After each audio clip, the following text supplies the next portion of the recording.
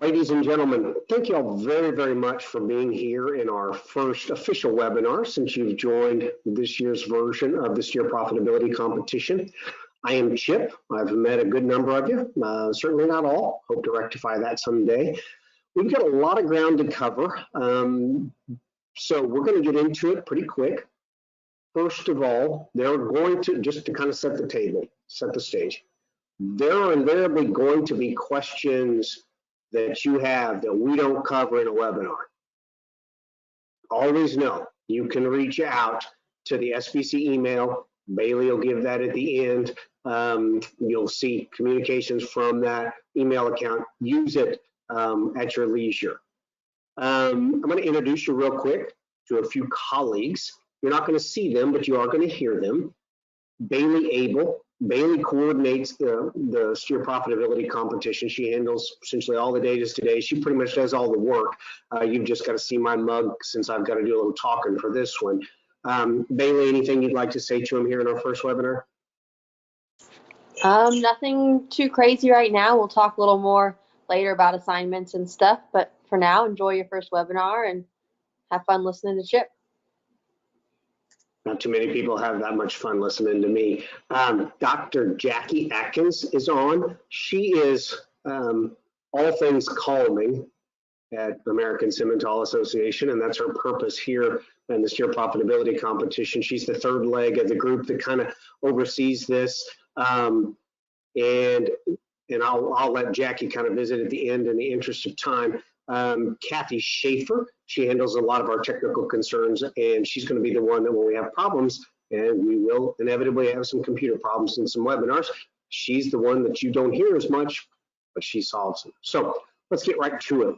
Before we jump into this particular set topic for this evening, do want to bring you up to speed on one thing. For those of you who are new to the SPC, this really won't mean very much.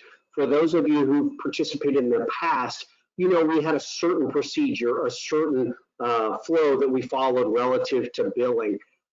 We have new management at that facility, and they've been really great to work with, but it's likely that we might shift that schedule slightly based on some of their interests, and that's fine. It doesn't really change anything. We'll give you plenty of heads up, other than it might just shift the timeline a little bit, when we bill, when we expect you to pay, those kind of things. And we will be combining that November stuff that accumulated into this next bill that will come out in the latter stages of December. So I just wanted to give you a heads up. You don't need to be watching for a bill right away. It's going to be a little bit. The only thing that will be different is early on, I know I had mentioned, and I believe that Bailey had mentioned as well to many of you, that we would put the entry fee on the first bill. Because of the delay in billing that we didn't foresee in the beginning, we'll probably go ahead and put that 65, Bailey can correct me, whatever the dollar figure is on that entry fee. We'll probably go ahead and put that on your account. I'll let her comment on that as we get towards the end. So some billing, again, the same dollars are going to be the same. The information is going to be the same. It might look slightly different, but the timeline might ebb and flow here in the first month or two as we kind of sort through that. So if you have questions, if you have concerns, do not hesitate to let us know. I'm going to turn my webcam off. You've seen enough of myself so that we can get to business. So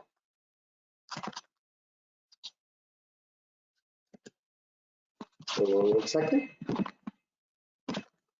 All right. So we shipped your calves. Let's talk a little bit about what's happened over the last number of weeks. Some of you, I got to see you at your, maybe at your home place or someplace that was close, or if not, I saw a family member or a friend who helped. And you know, we hauled calves here a number of weeks ago, back in early stages of November. And we're very sensitive in those initial stages of handling cattle, because there's a phenomenon that is highly known in the beef business, known as bovine respiratory disease, or BRD, or sometimes affectionately known, and not so much anymore, but a lot of folks will refer to it as shipping fever. And that complex, it's actually not a singular malady. It's a complex of a whole bunch of different things that can come to bear and put a lot of pressure on a calf from a viral standpoint, a bacterial standpoint, a stress component, all those things when you put an animal through some awkward times. Shipping an animal In some cases, I think some of your calves probably combined total from the trips they took to get to the University of Missouri where they're on feed. I would imagine our North Dakota calves probably totaled the better part of 18, 19 hours in a trailer over 2 different trips. And so that's some stress, and the others had that as well. And so this is just a simple little visual that I borrowed from our friends at Alltech to remind us what it is we were watching for in the days directly following that event, and what are some of the things that we're going to do when we process those calves to help offset this particular complex. Because while this clearly isn't the only illness that a calf can experience, it is overwhelmingly the largest economic drain in the feeder calf early feedlot space that exists. And so we're very, very conscious of it. So when those calves came in, you recall they came in over the course of 3 or 4 days, a Monday, Tuesday, Wednesday, as I recall. That Friday, I believe, is 11/12, and those cattle start getting processed. And as we ran those through the chute, as the management team there ran those through, they were given a variety of products. I'm not going to go into a tremendous amount of detail tonight because we'll discuss some of this stuff in a future webinar, but I do want to make you aware of what's happened to your calf, because as you were made aware in the very beginning, you are the owner of that calf all the way through this project, but somebody else does get to make some management decisions for us. So Bovishield Gold. Bovishield Gold is a highly regarded product that's going to help us with some of the viral components in particular that are a part of that BRD complex. If you have particular interest in what some of these products do, I'd encourage you, just Google Bovishield Gold 5, and it'll give you a pretty good rundown of what it does. But again, it's really trying to tackle some of the viral components of BRD.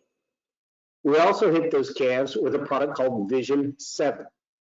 Vision happens to be a Merck product, but there are other products from other companies that do something similar.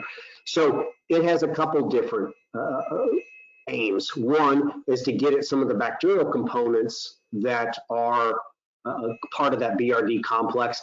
Plus, we also hit some pink eye, and you should know, and many of you experience the same thing. Many of you all live in areas where blackleg is a concern. Missouri is a place where blackleg is a concern, and so we make sure we hit them with that as well. And so Vision 7 with fur is another product you can look up should you have an interest.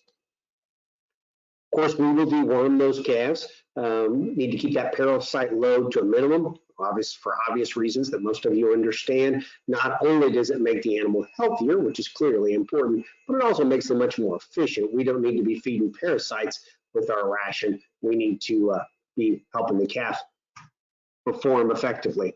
This feed yard particularly enjoys an oral safeguard. That's a product that is, again, very common in the business, and it works well in this facility. By the way, we make a note, there is a hand or a chat section. Should you start to have questions as we go through any of this, or you want to point something out or you need clarity, don't hesitate to mark where it has that hand. You can raise your hand, or you can just type in the question or chat box there and plant your question, just as a heads up. I should have told you that earlier on. Also, mentioned to many of you in the beginning that the management does get to decide the implant strategy, if there will be an implant strategy, or if they will avoid implants, or if they will implement that implant strategy, and then what implants would they use.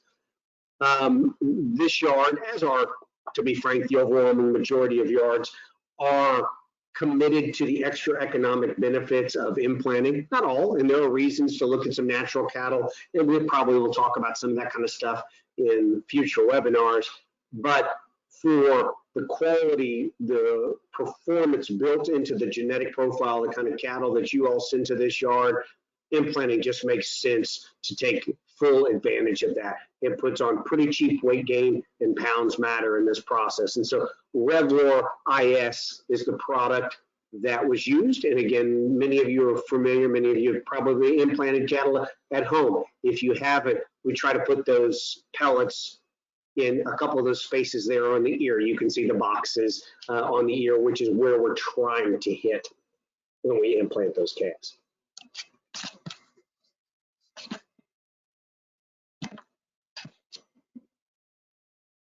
Now, it's also very important because there's a couple things that we need.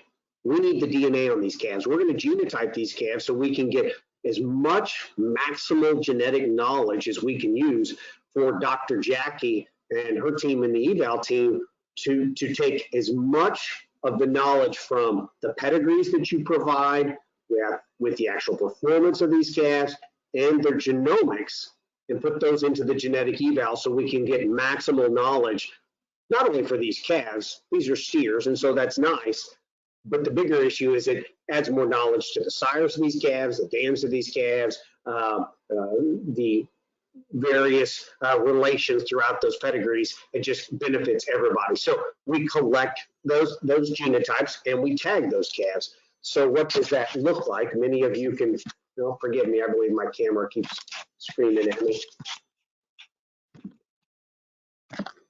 So when we are taking DNA, many of you are familiar with the TSU that we use. It's a small little vial that goes in that blue gun there on the left. It looks like an ear tagger, and it's often confused for an ear tagger. But you actually put a little vial in, and you simply poke a little hole in the ear, and fortunately enough, it's about the same size as you put a tag through. And so then you can turn around and you can put in your EID or your visual tag in that same hole, and that works pretty well. Those EIDs, we're pretty conscious about trying to get those towards the top of the ear because it's pretty important for the readers of the bunks to be able to catch those EIDs consistently, so we're pretty conscious about that. You should also know the numbers of your calves. For those of you who've been participants in the past, typically your numbers have been anywhere from 1 to 100. We went to a different numbering system this year. And so actually those orange tags you see on the left, those 5-digit tags, those more accurately represent what your numbers will look like this year. It'll be a 5-digit number, so not anything too awful big, but just so you're aware. This is what the TSU combo looks like. This is an example. And so you see the visual tag on the left, of course, the big yellow tag, and this year's version will be orange. On the right, you see the little white button. Most of you know that's an EID tag, and that EID is a 16-digit number that sticks with your calf. And then you have the vial there. It's got the little red clasp holding it together. On the right side of that red clasp is a little white piece. It's a knife, actually. It's just a little bitty sharp edge.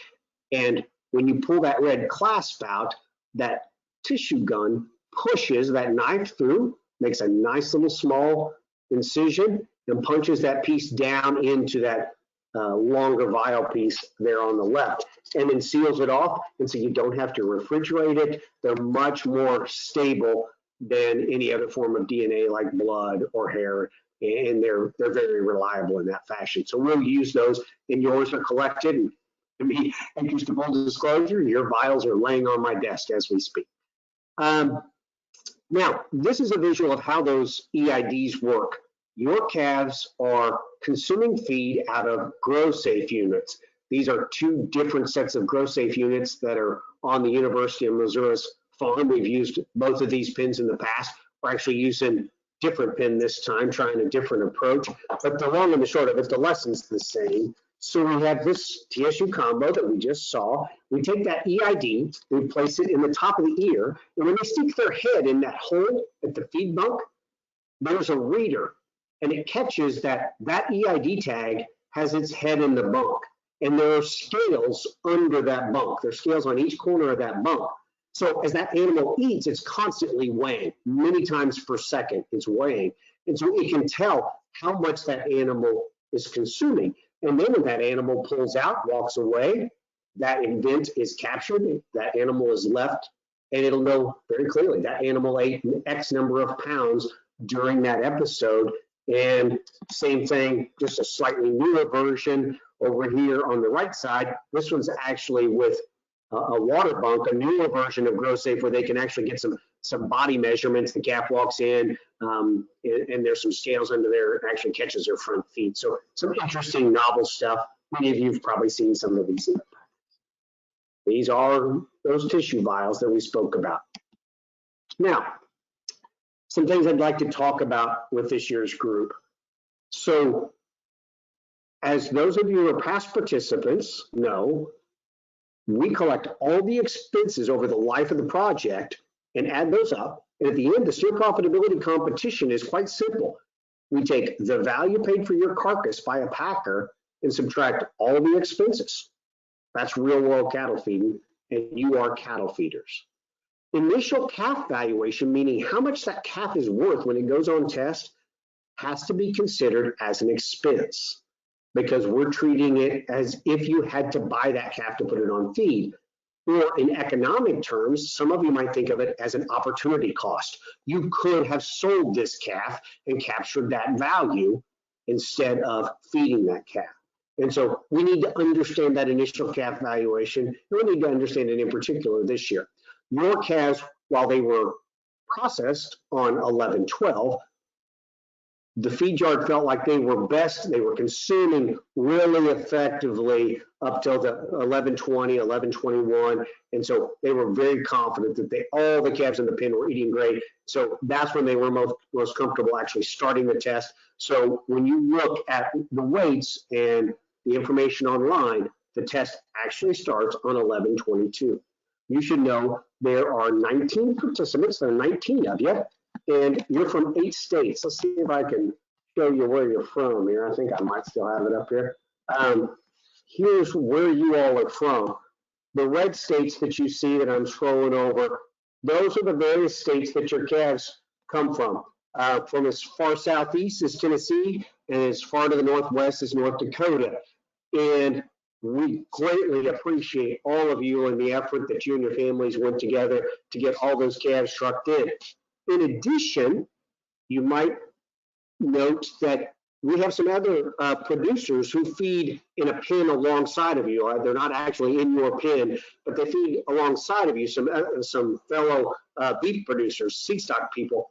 And the beauty of this is then it grows our numbers. So when it comes time to ship, not only are we getting the data for those other calves, but it gives us greater numbers of calves come harvest time down into the spring and of 2022, and the more cattle we have, the more effectively we can market your cattle at the time when they're ready. So the yellow states, Montana, Kansas, and then also from Minnesota as well, we have producers who have sent calves that are on feed, and all those calves are on feed right here in Missouri. And if you were to look at Columbia, Missouri on a map, it's right there about the top of that O. So that gives you a sense of where the cattle are from.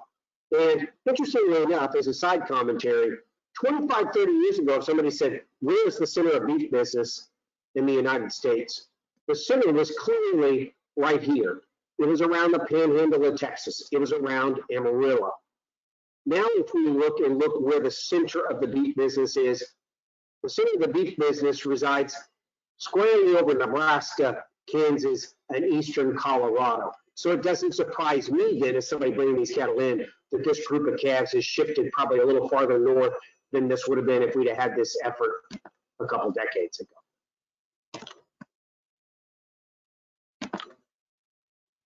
Now, there are 46 SPC steers total. Now, 91 head, that includes those producer calves that are feeding alongside. So that gives us 90 plus head to sort when it comes time to ship April, May, June, whatever that looks like. And that's a great thing for all of us. I wanted to give you the process of how we give you that initial valuation. So in 11/22, when your cattle went on test, there was a weight taken that day.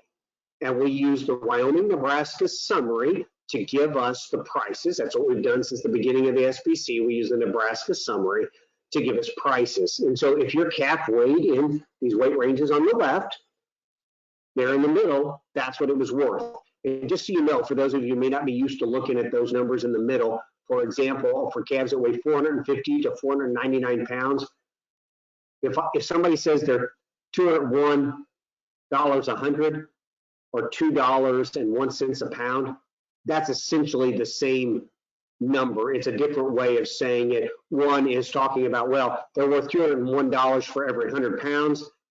And if you do the math, just some fairly basic math will make you understand that that's also the same as $2.01 a pound. So I put both of those up there because some of us are round differently, and we maybe think different. Some of us think in hundredweights and some of us like to think in pounds. Now, in the red, this is what I wanted to spend a moment talking about.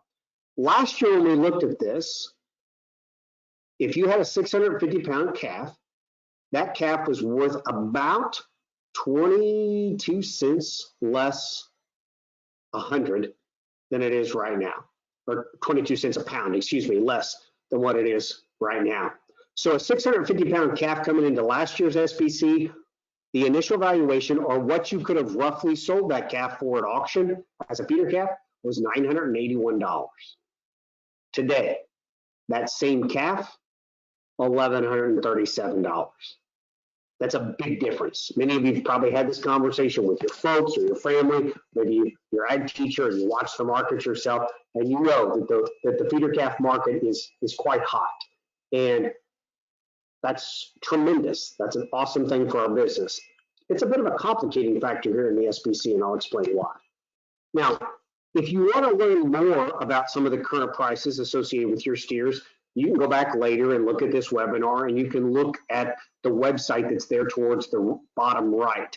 And it will pull up this page that's on the left. Now, this is a recap. It's an oversimplified recap, but it's there, and you can look at it. I'm going to blow some pieces of this thing on the left. I'm going to blow them up so you can see them a little better. So you don't have to try to read that. I just wanted to show you what it looks like. We'll come back to those.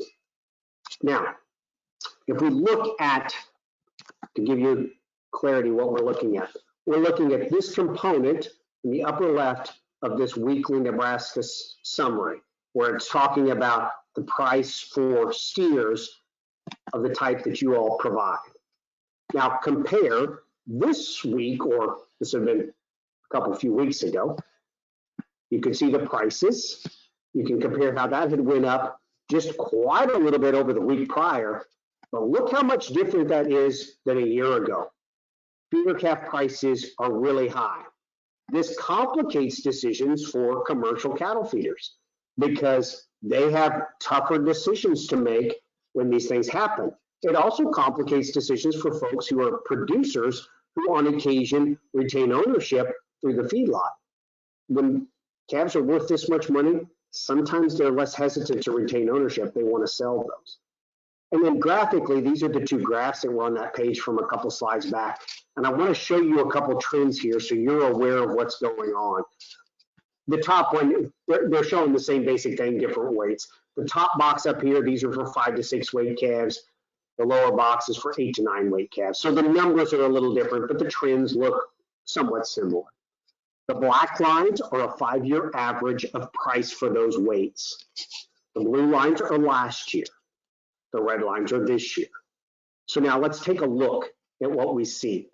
We can see the same in the 5 to 6, but this lower graph is a little more extreme. So let's talk into it.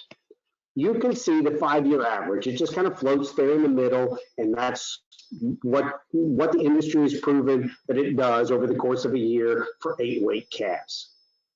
They are least valuable typically in the spring. Why? Because when those animals, back it up. When those animals are ready to market because of their weight, they're going to market at a time that's not as desirable from a price standpoint. Where you see up here on the 5 to 6 weights in the spring, they're really desirable because they're going to market at a slightly more appealing time as a fat. And so the windows kind of flip. Lightweight calves tend to be less valuable on occasion in the fall. Heavy calves tend to be more valuable in the fall. So anyway, when you look at this graph, let's look at the lower graph. We all know what happened last year. The blue line dips way down for both sets of calves when we're looking at that April, May window.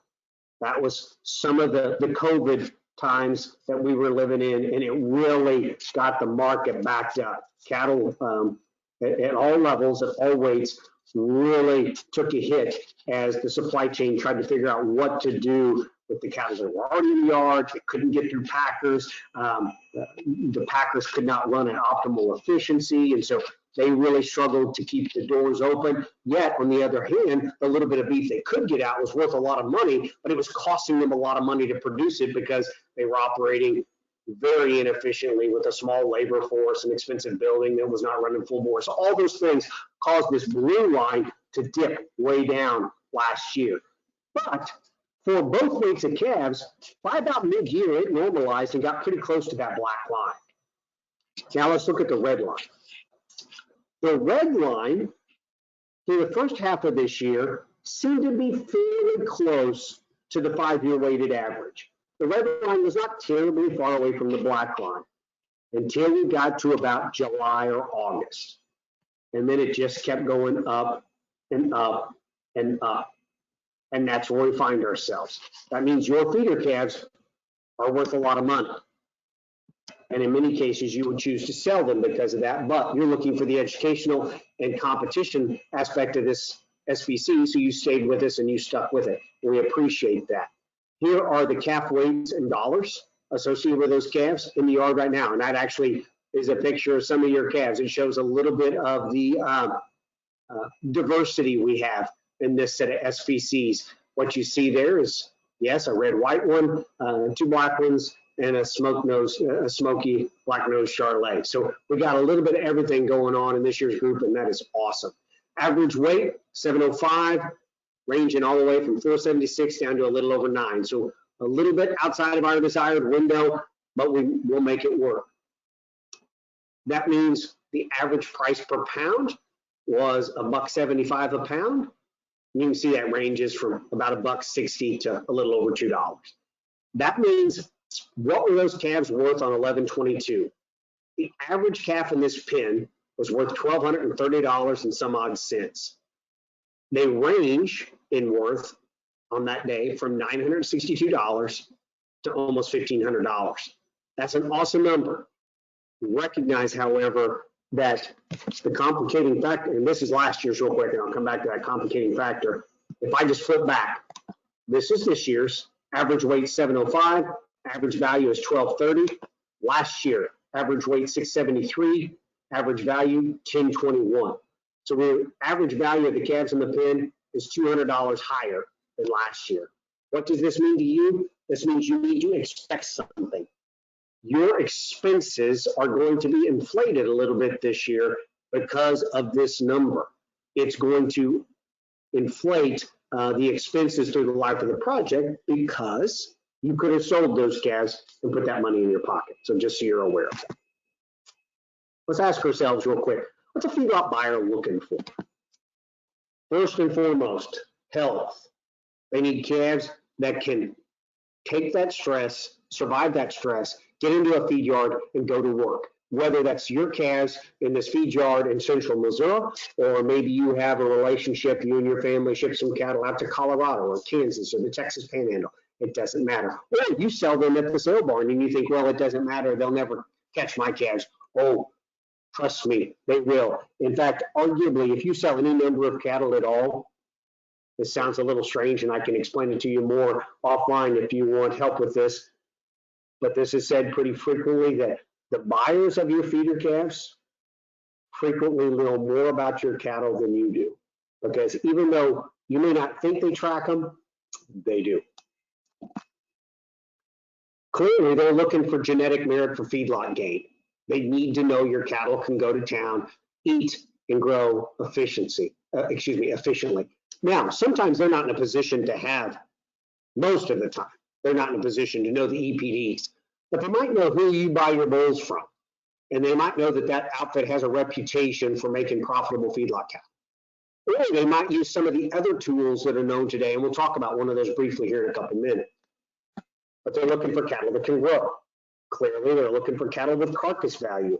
Like it or not, marbling EPDs are hugely valuable in today's business, along with weight of carcasses. We have beef carcasses that are flirting, we have live fat cattle that are flirting with 1,600 pounds and generating 1,000-pound plus carcasses, and that's just where the business is. They need to be able to make these calves look profitable. It doesn't matter how good your calves are, if when they're sitting there at the sale barn and they're doing the math, like, I just can't afford to pay that kind of dollar for them because they just don't turn a profit. On occasion, you'll see buyers pick up calves that you think are less than yours, less optimal than yours, but sometimes for them it's just a profit play. They see that there's just a little more room. And then also, clearly, they want a consistent pen. Why? Because they want cattle to come in, fill in that pen that they're charging essentially a hotel fee for, and they want most of those cattle moving in and out quickly in large groups, or what we would tend to call load lots or semi-full lots. There are some marketing advantages, and at times they're really important. Sometimes naturals can have a big advantage. There are certain things they expect. If you have horns on your calves, you're going to get punished. There's just no way around it. In some cases, being traceable has an advantage. So the return on these particular things, marketing claims, sometimes they have different return on investment, but certain folks value them quite highly. They're not biological in nature. They don't typically have a biological justification. It tends to be a marketing or a promotional piece that brings the dollars there. I'm going to talk about one of these tools that some of you and some of your families have used or have considered using. Many, certainly, of the seed stock folks that you all know are familiar with the IGS feeder profit calculator, and I'm just going to quickly walk you through this. Typically, in this first webinar, your assignment would be associated with the feeder profit calculator. It will not be this time, just because we're still working through some of the databasing issues on a few of your calves, so we're going to hold that for maybe another webinar. But I would ask you to pay close attention, and you can always refresh yourself and go back and watch this webinar in the future when it's put on the website. So the IGS feeder profit calculator, I'm not going to go too deep into this, but what is International Genetic Solutions, or what is IGS? It's a whole bunch of breed associations who work together. It just gives us more brain power, more smarts, gives us the biggest genetic eval on the planet. That's significant. For you all, you can think of it as essentially the genetics arm of the American Simmental Association. That's enough knowledge for you. If you want more, please let us know. We'd be eager to share that with you. But it gives us the ability to be just as predictive on crossbred and composite cattle as we might be on a purebred Simmental. It's a tech company with a whole bunch of data points. Now, I'm going to take a tangent and tell you it's this philosophy of using this kind of data that's allowed most of you are Simmental breeders. Might be an exception or two on here, but most of you are Simmental breeders. This is what has allowed your breed association to do something no other breed's done in modern times. This is an impressive array of genetic progress. If you go back, what probably seems like a long time ago to you, but trust me, it's not very long ago, to the late 90s, and you look at how much pressure positively we've put on cavities, that's the dotted line up top, which is because the red line on the bottom goes way down, that's birth weight. But still, while we're making your Simmental cattle easy to calve, easy to get in the pasture, you look at weaning weight, yearling weight, those kind of dashed purple and green lines that kind of run together, continuing to make your cattle heavier, but calving easier at the same time. You look at that big gray line up high, that's stability, that's daughter longevity. That means your cows are lasting. And the yellow line, that's marbling. It means your marbling's continuing to go up. All these things are beneficial in the grand scheme of the beef business, and your families, your folks, your grandparents have worked tirelessly to pull this off. And so you and I get to benefit today. And I'm going to guess you're going to benefit over the course of this study with your cattle on feed. So real quick on the profit calculator, it just allows us to take advantage of some knowledge about your calves. Let's describe that knowledge. One, we're going to give you a management value. It's going to describe the health, more or less. A genetic value is going to look at the pedigree, and we're going to compare those to Angus cattle to give you a benchmark. And then we're going to combine those two things together. If you were going to run a feeder profit calculator on your calf, or mom and dad want to run some on a whole bunch of calves at home, they're getting ready to sell at a local sale barn, it's really easy. They just go to this website, internationalgeneticsolutions.com, and up at the top, right in the middle, you see a link that says feeder profit calculator, and you follow the directions. It's a very simple and easy process. This is the information. It seems a little daunting, but most of you know when your calf was born, when you delivered it, clearly you know when it weighs. In your case, you most of the time know who the sire is or likely was, you know, the vaccination program, all those kind of things. So it looks like a long list, but it's really stuff that most of you would already have on hand on a set of calves. And then you get a certificate back. It looks like this.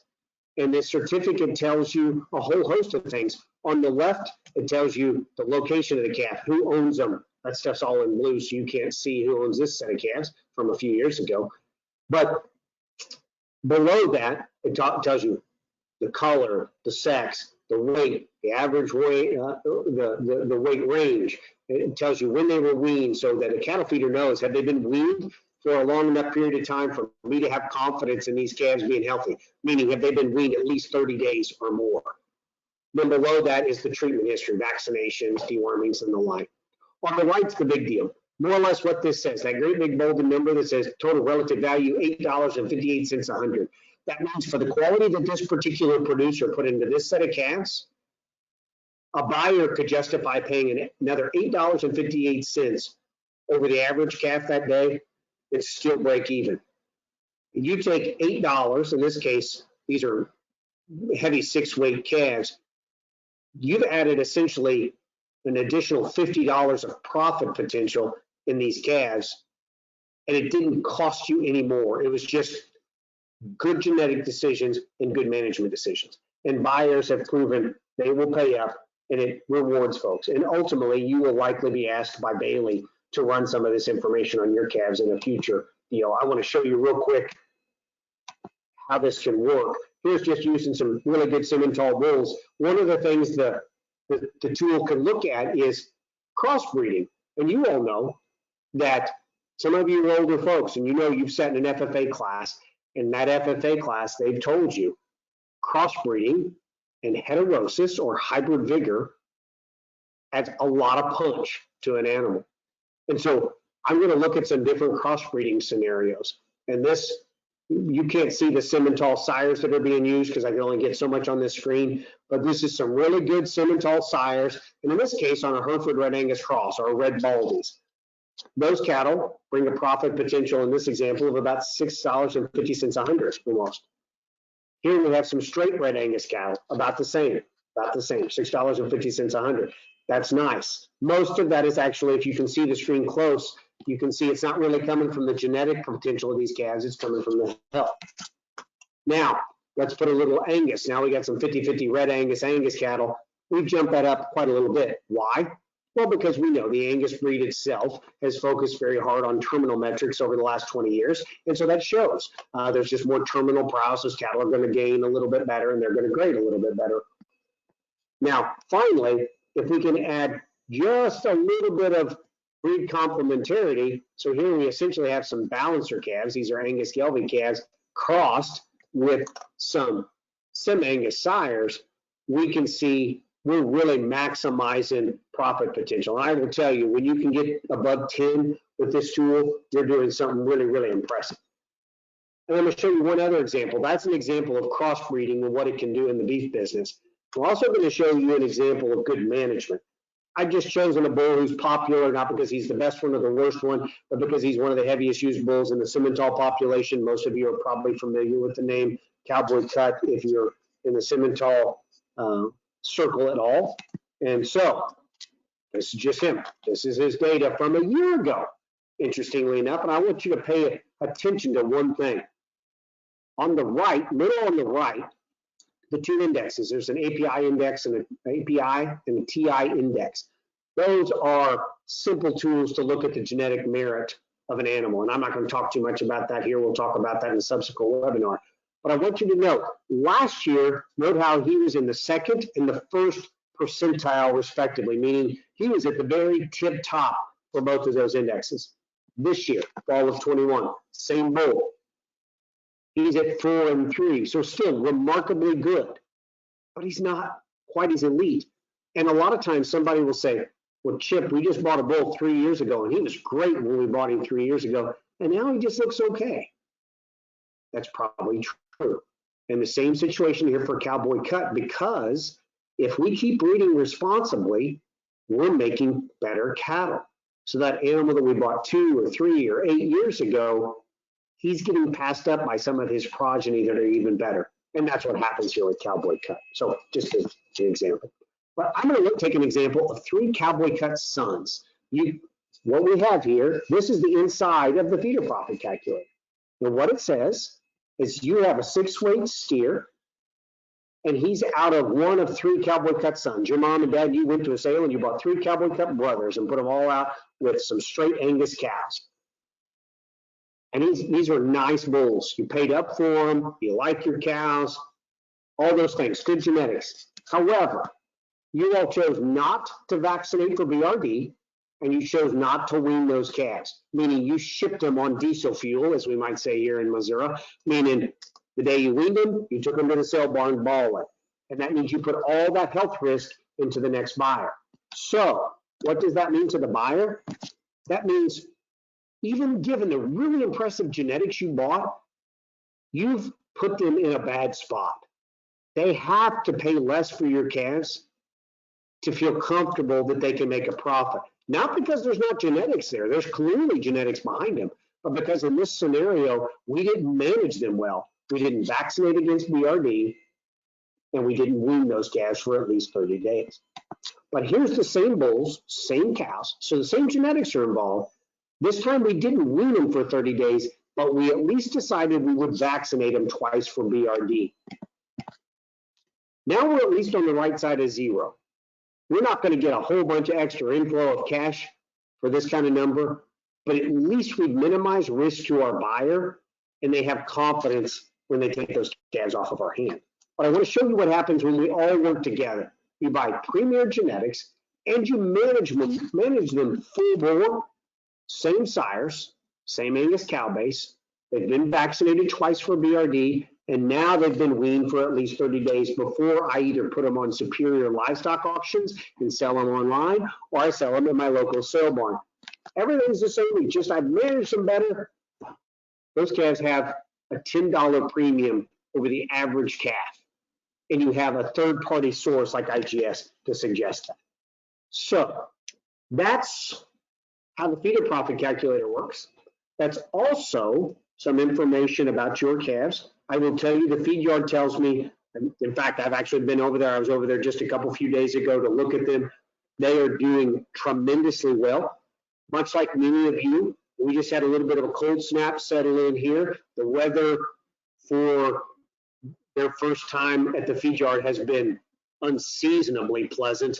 It's been warm, but not too hot. It's been dry, minimal humidity. So their first month in the yard, first 3 weeks in the yard was stellar. You have a little bit of a cold snap, but it's pretty minor, and it's supposed to get comfortable for them again. So they're in a good spot, and feed yard feels confident. I've seen them; they look phenomenal. So that's where your cattle are at this point. With that said, we started this conversation with the challenges of shipping cattle. Some of you, if it wasn't you directly, it might have been your mom or your dad or a friend, actually got to see me when we were hauling cattle. And we maybe spent a few minutes talking about some of the challenges of getting all those cattle hauled in such a short period of time. Shipping is an interesting challenge. Bailey's going to challenge you with understanding shipping a little more thoroughly. So with that, Bailey, I will be quiet, turn it over to you, and I will control the screen for you when you're ready. Sounds good. Thank you, Chip. So real quick, before we get into assignments, we mentioned it earlier, I just want to remind you all, the $65 registration fee, that will be billed either later this week or very early next week. Those will go out. And I will also send out, when I send out those billing emails to you, your calf numbers. So as you're seeing this data come in, you all have access to those. You can see where your animals stand. So with the assignment, a couple things that I want to touch on, kind of broad, not just for this assignment, for every assignment, especially for those of you that are new to the SPC this year. Few things that we want to make sure we're keeping up on and paying attention to. So first, obviously, the most important thing is that the participants are doing the work. I know we have a handful of younger participants, and that's great. We are so excited to have you all. We encourage that you have your parents, your grandparents, whoever's around you and knowledgeable to help you. That is awesome. We do want to make sure, though, that our participants are doing the work and the assignments, And so that means if there's anything that you all might need a bit of adaptation or modification for, we are open to that.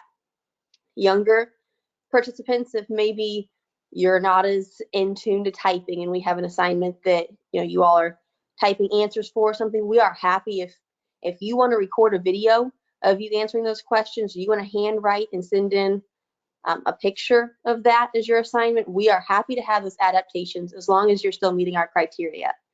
With that, a couple criteria that you'll see every time, every assignment, is make sure you're submitting on time. We make those due dates pretty bold in emails and on the assignments. So make sure that you're submitting on time. If there's any issues that come up ahead of time that you know are going to be a major issue to getting that submitted, just let us know. Most assignments, unless there's a major change or specific holidays or something that fall, generally those assignments will be due the Friday after the webinar. So not Friday directly after the next Friday. So you'll have 10 days, give or take, every time to submit that, unless we provide an extension. We'll let you know that. Also, citing sources. For some of you, this may be the first time you've ever been asked to record your sources that you use, but in a world that is ever more quickly moving and data is more and more available, we want to make sure that you are realizing where you're getting information from and the importance of giving other people their credit when their credit's due, and where all and how many different places you're actually using in these assignments. I think it's important for you all to realize that, and it'll only be more and more important for you all as you continue to be involved in higher level classes and assignments. So that's something that we require for juniors through seniors. You have to acknowledge your sources. That's in the rubric as well that will get sent out. But if you have any questions, feel free to email. I'm happy to help you all or answer any questions about that. So with that, Chip, if you want to flip to the next one.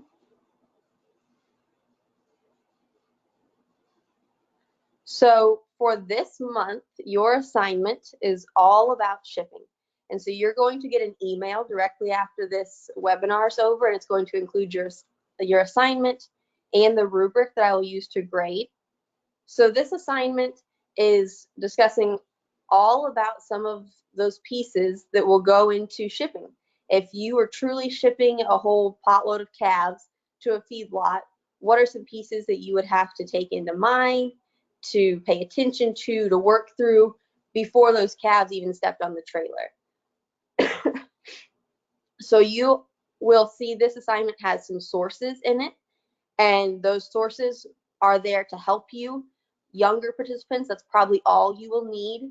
Older participants, you may need for your different assignments, your different questions, you might have to view a few more sources, but those should handle the basis of everything we ask you to do. So you're going to have a video on there. It's a very brief video, a news video that you can watch. There'll be a booklet that's a Master Cattle Transporter Guide. It's part of the BQA certification program. And you don't have to read through that word for word, but skim that, look through that. There's some different pieces that'll help you with your assignments in there. There's a website in there that is important. Everyone will use that website. It's a really simple website to deal with, interstatelivestock.com. And you'll go on there and you'll be able to punch in your home state. You're going to do some different activities with different states in this assignment. So you're going to put in some other states that you pick, and it's going to tell you some different regulations that you would need to know if you were shipping cattle to different places. There's also a handful of feedlot directories on there, and you'll just have to punch around on those websites. You can also use Google and look up different feedlots in different places, but we want to make sure that we provided some sources for you all. So fairly simple. You're juniors, so those of you that range 8 to 13 as of January 1st, which is according to our AJSA age bracket. And again, if there are any of you all, we occasionally do have, we'll have participants that are close to that age line that want to bump up to the next age bracket. That is perfectly fine. Just let us know if you choose to do that. If you're on that 12, 13 line and you want to bump up to an intermediate, that's perfectly fine. Just let us know. So you're going to watch a video. You're going to talk with those around you and think about some of the factors that are involved in hauling those calves. You're going to look through some different definitions, and you're just going to answer some pretty simple questions. We're going to have you map your own route to deliver some calves and think about the requirements you'd have to do moving those cattle. And we're going to have you just look through that cattle transporter guide again, like we talked about. Intermediates and seniors, you're going to take that one step further. You're also going to be mapping some different routes for some calves to take, some different feedlots you're going to look at, and you're going to have to look at some more intriguing factors that go a little bit more in depth about hauling exemptions, different things that the agricultural industry has that are a bit unique to us compared to the rest of the interstate hauling industry. And we're going to also have you look at different times of the year, how that plays into your shipping, and also do a bit of math about those big potload trailers. How many of your calves could you fit on those? And then we're going to push it one step further if you're a senior and you're going to write, it's just a real quick 200-word paragraph or two over those cattle exemptions and agricultural exemptions and how you would handle those and your thoughts on those. So if you have any questions, feel free to shoot me an email. I'm happy to respond. These assignments are due next Friday, the 17th. So please, if you have any questions, reach out sooner than later, because while this assignment won't take you a lot of time, there are a number of steps. We're going to make sure you can get through all of it and get it turned in plenty of time. Anything else to add to that? Bailey, could you just remind them one more time, when will they see this assignment? Yes, so you will be seeing this assignment in the email that you all provided. I will send it to the emails that you've provided to us, and it'll go out later this evening. So here in the next 30, 45 minutes, you should see that in your email. And then I want to show, well, one more thing real quick, and then I want to show one other piece.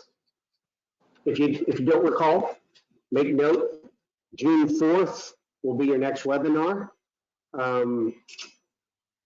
It's a little busy time for everybody, we know.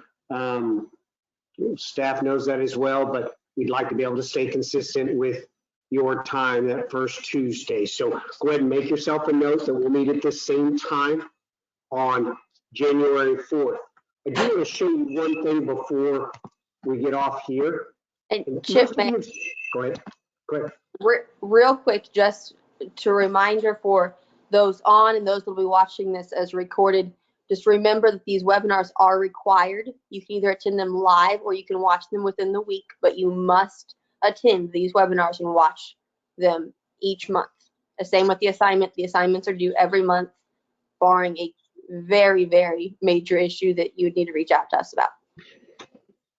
And we do effort to keep them to an hour or less. On occasion, we slip a little if questions get good, but some of the webinars lend themselves to questions, some do not. But one thing I did want to point out, that all of you have been to the SPC website. I'd encourage you to revisit that website the next time you get a chance, because as Bailey mentioned a moment ago, she's going to be sending you out an email, and one of the things that you're going to be getting is the tag numbers for your calves. We don't wish to give anybody any public heartache or challenges, and so online, we don't publish the calves by owner. And we also don't put their reg number online at this point because we want things to be anonymous. The only person, so this is the data that's up there at present on your calves. It's the only data that exists at this point on your calves. And you can see we identify them by the SPC steer tag, the number on the far left. So you'll be the only one that knows, for example, if you own steer 80701, you're the one that knows that. And so you'll want to be able to know that number so that you can track your calves. And every month, we will update this spreadsheet with quite a little bit of information. And so all you're going to do, go to juniorsimmental.org, click on the SPC link, it'll take you right here. And this calf data piece that Miss Kathy's been so kind to place right here will be updated on a regular basis for you to track. So with that, it's a lot coming at you pretty fast. Bailey, anything left from you? I don't have anything else on my list, but obviously if they have any questions, they're welcome to reach out and we're happy to take care of those. Dr. Atkins, any thoughts from you as we wrap up our very first webinar of the year? Oh, I guess the only thought I have is just to say welcome to everybody. And I know it's been mentioned tonight by both Chip and Bailey, but we really appreciate the commitment it takes to do the steer profitability competition from the families and the kids that are involved in this. And we appreciate that. We recognize that. And we're excited by it because there's just such a great opportunity to learn and to learn at a very deep level that there are a lot of people in the cattle industry who don't go that deep. So hats off to everybody and welcome and looking forward to the next year. Thank you, Dr. Atkins. Thank you, Kathy. Thank you, Bailey. And just on those words, I'll say the following, and I've said it every year, and many of you, I think, can appreciate this, and then I'm going to take one question. And that is that when you're done with this, you may not know all you want to know. There's no question about that yet. There'll be things you continue to learn as you go through your life and you feed more cattle. But even if it's your first year, you will know more about the cattle feeding business after having fed these cattle, understanding the data that goes with them, and listening to some of the industry professionals over the next number of months than the overwhelming majority of folks in the beef business. And that's pretty remarkable for a set of youngsters. So, and did have one question, and the question is from Ms. Audrey is, do we need to request access to view that calf data? You should not need to. Kathy and I will confirm that that's viewable by everybody and get that set up. So if you clicked on it and you can't see it right now, we will rectify that in the fairly near future. With that, I'm going to say thank you to everybody. We're 2 minutes early. With that, I say thank you and good night.